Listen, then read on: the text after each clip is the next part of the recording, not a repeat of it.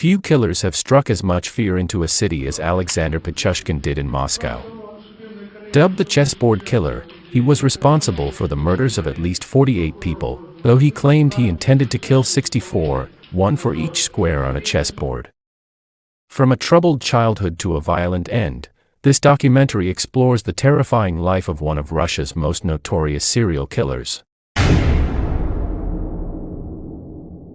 Born on April 9, 1974, in Moscow, Alexander Pichushkin had a difficult upbringing. His father abandoned the family when he was a young child, leaving his mother to raise him alone. Things took a tragic turn when Pichushkin suffered a traumatic head injury as a child after falling from a swing. This incident is believed to have caused damage to the part of his brain that controls impulse and aggression, laying the foundation for his violent behavior. Despite the head injury, Pichushkin showed intellectual promise and excelled at chess, often playing with older men in the park. However, his personality changed over time. He became more aggressive, withdrawn, and consumed by dark fantasies. Pichushkin's descent into murder began in 1992 when he lured his first victim, Mikhail Agloblin, to Bitsa Park.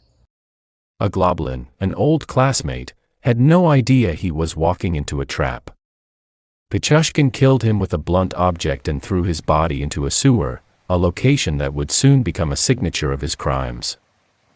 Bitsa Park, a vast, dense forest on the outskirts of Moscow, became Pichushkin's primary hunting ground. Over the years, he would lure dozens of people there, most of whom were elderly, homeless, or alcoholics. He often used vodka to lure his victims, promising a drink before launching a brutal attack. Pichushkin would strike his victims with a blunt object, most often a hammer, and then dispose of their bodies in sewers, rivers, or deep in the woods. Among his early victims was Sergei Kozmin, whose body was found in a drainage canal near the park. Victor Burden, another acquaintance, was discovered in a heavily wooded area. Pichushkin wasn't just murdering aimlessly, he had a chilling goal. For each person he killed, he would mark a square on a chessboard, intending to claim 64 victims, one for every square.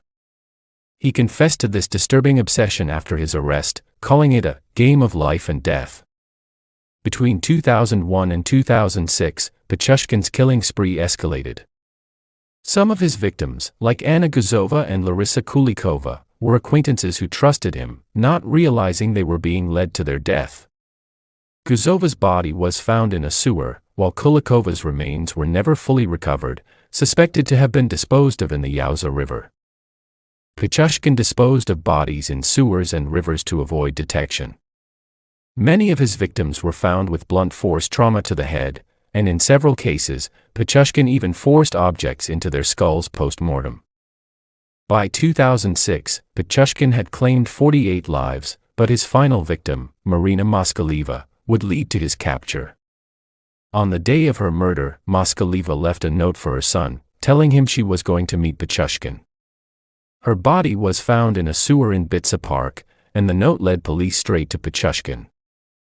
After Moskaliva's body was discovered, police searched Pichushkin's apartment and found the infamous chessboard, marked with 61 squares.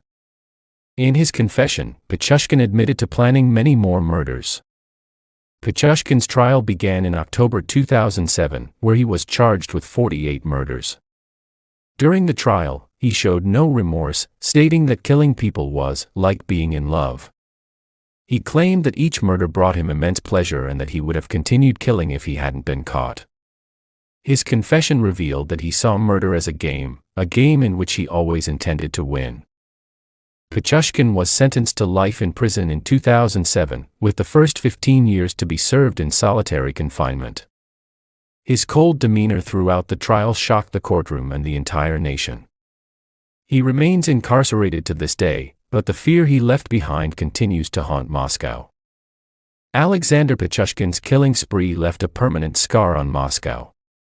His cold, calculated murders, driven by a twisted obsession with a chessboard, make him one of the most notorious serial killers in modern history.